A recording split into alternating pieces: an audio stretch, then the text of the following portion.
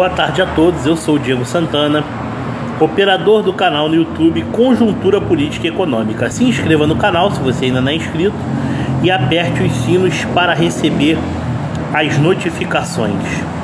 Meus amigos, uma boa tarde a todos.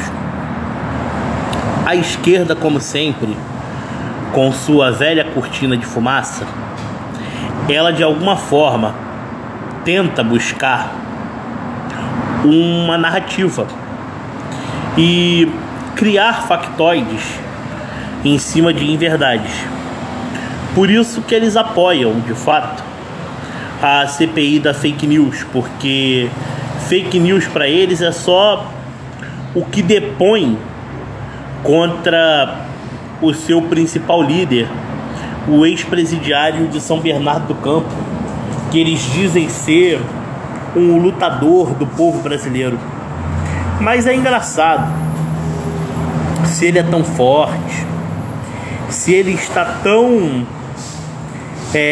sujeito à vitória, o porquê que ele depende de constituir alianças com seus velhos adversários, dito não por ele, né, diretamente, mas por seus seguidores, que se tratava de figuras extremamente nocivas à sociedade, né? Até mesmo aquele tal de Eduardo Bueno, que tem um canal no YouTube, falava que o Partido da Frente Liberal, o PFL, era uma direita nociva ao Brasil. E parte do União Brasil, inclusive o senhor Luciano Bivar, concede apoio ao ex-presidiário de São Bernardo do Campo. Aí eu pergunto a vocês, as alianças que constituíam propina, pagas por Dirceu e Palocci, a inúmeros municípios brasileiros, governados por partidos de centro, deram origem à máfia das sanguessugas e posteriormente ao mensalão. E essas alianças que estão sendo construídas nos dias atuais, será que elas ficariam impunes? É apenas um apoio meramente pragmático de tentar deturpar um governo que supostamente eles alegam que faz mal ao país, que está tirando a comida na mesa do pobre e que acima de tudo não pensa nas outras gerações? Esse é o discurso que eles dizem, né? Mas vamos lá, os números não mentem. O baixo crescimento econômico durante os governos do PT são, de todas as formas, muito contraditórios em relação ao que eles pregam. O que os ajudou muito tempo foram a alta das commodities puxada pela economia mundial. Mas mediante a política econômica do governo, o Brasil nunca saiu do zero, porque não se fez uma reforma fiscal, muito menos tributária, e nem sequer se fez desburocratização de serviços. Aumentou-se o tamanho do Estado, aparelhando estatais, e acima de tudo, os prejuízos foram cada vez maiores mediante os contextos da política econômica, o qual eles dizem ser tão bons. Afinal, o déficit público cresceu numa proporção muito maior do que se imaginava durante o governo do ex-presidiário. Nos 8 anos específicos de Lula, antes de Dilma Rousseff, em todos os anos, a Previdência Social fechava no vermelho.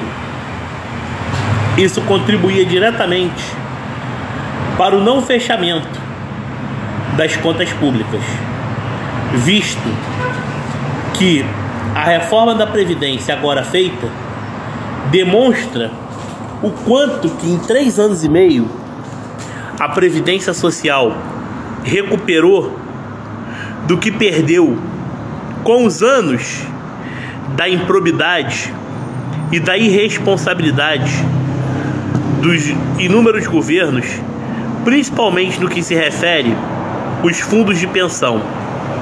Assim foi com o senhor Arlindo Porto, quando ministro da Fazenda ou da Previdência Social de Fernando Henrique Cardoso, Romero Jucá, ministro da Previdência do ex-presidiário e posteriormente ministro do Planejamento de Temer, e mais do que isso, fora os grandes escândalos que haviam dentro das autarquias, como foi o caso da Georgina, no governo Itamar Franco.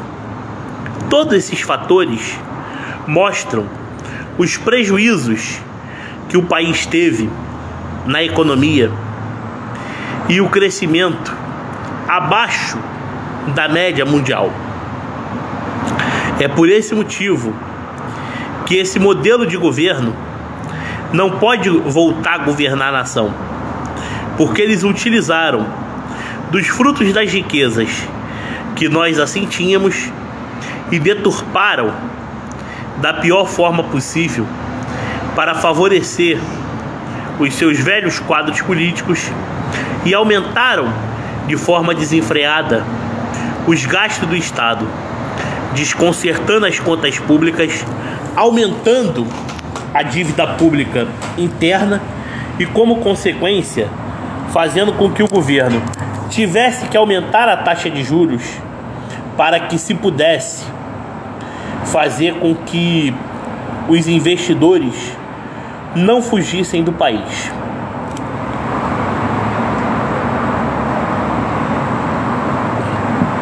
E mais que isso, a dívida interna teve uma explosão significativamente para mais da metade do PIB nacional.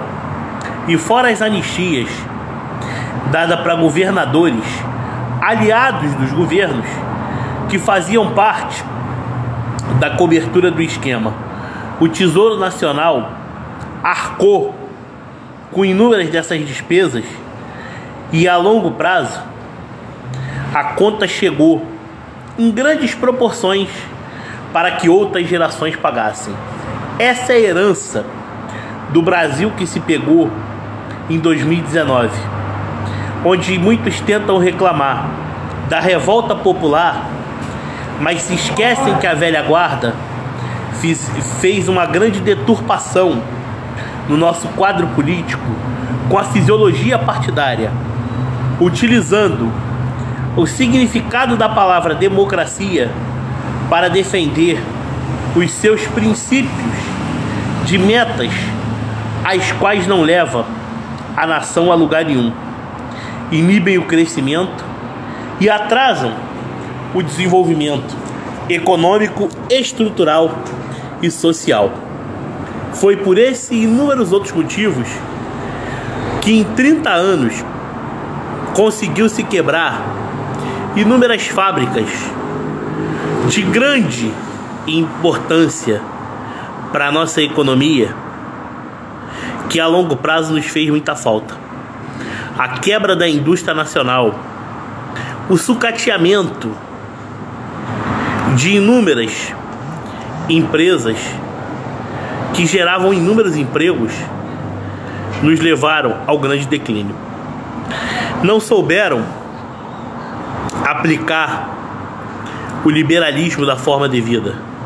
Pelo contrário, aplicaram maior dependência do Estado e mais desemprego, onde o Estado entrou em grandes proporções de forma indireta, tornando parte da população cada vez mais dependente de programas assistencialistas e de subsídios do governo, que nunca controlaram a inflação, apenas adiaram problemas para que a conta chegasse de forma triplicada a médio e longo prazo.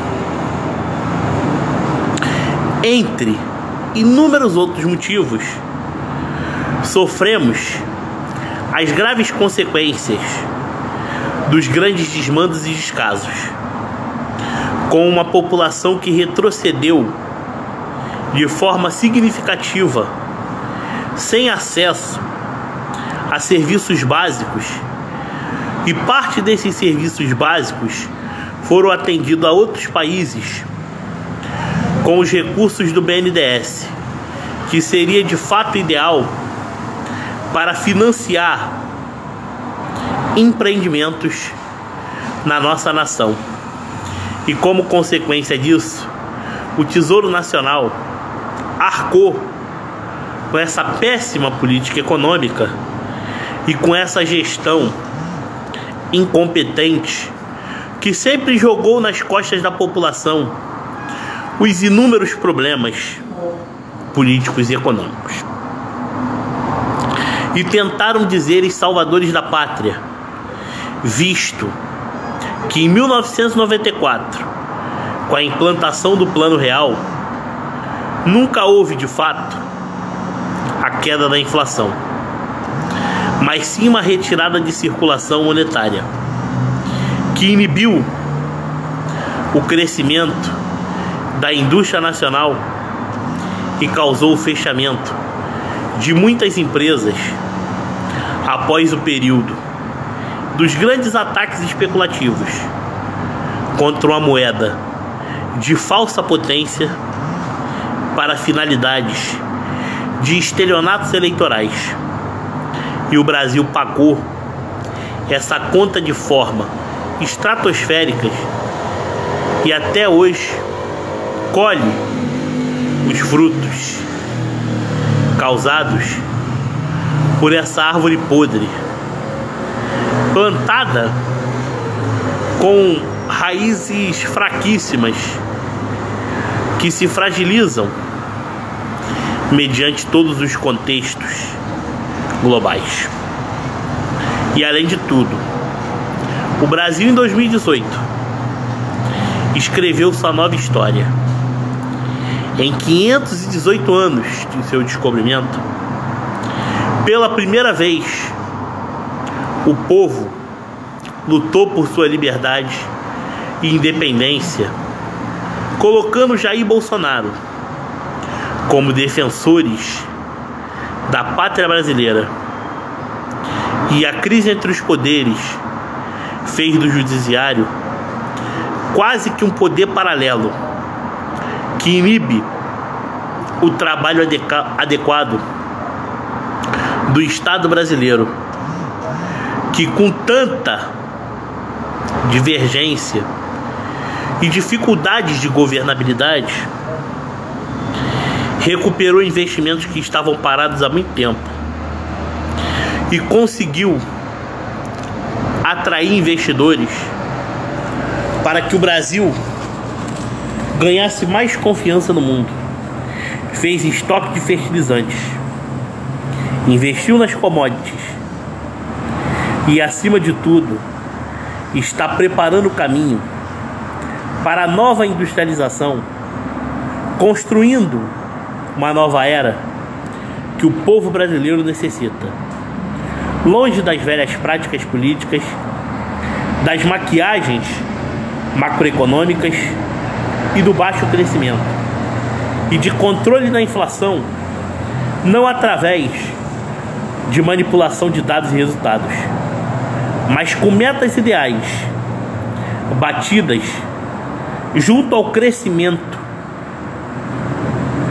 da nossa economia nas devidas proporções que se cabe um Plano Nacional de Desenvolvimento, e com os recursos causados em consequência do crescimento econômico se possa elevar investimentos estratégicos para que dessa forma o Brasil cada vez mais abra inúmeros leques para preparar outras gerações para o mercado de trabalho, abrindo a economia para outros tipos de oportunidades e de forma diversificada, que sendo assim não terá crise mundial que nos pegue. Esse é o modelo verdadeiramente liberal, o modelo em que o Partido Novo bate muito na tecla, mas muitas vezes se contradiz quando tenta inibir as ações de Jair Bolsonaro.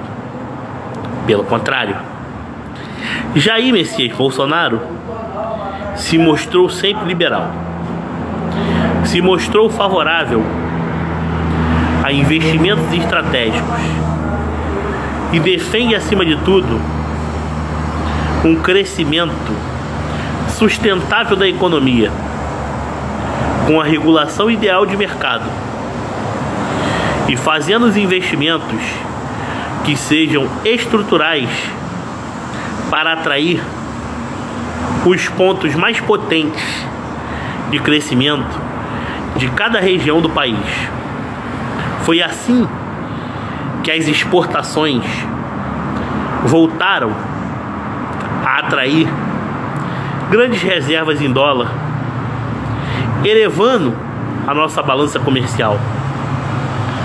Por esse motivo, o Brasil faz controle de suas contas, melhorando suas políticas sociais, renegocia seus débitos para caber dentro do teto e, acima de tudo, com sua competência e a racionalização causada pelos contingenciamentos, mostra-se competência de um governo que quer gastar bem e gastar na forma e no rumo certo.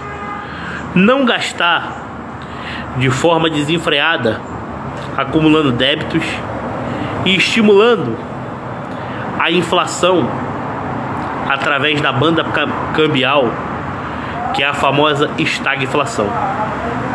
Um grande abraço a todos e que Deus acompanhe a cada um de vocês. E no dia 30 vamos votar 22 para presidente da República. Até o próximo vídeo.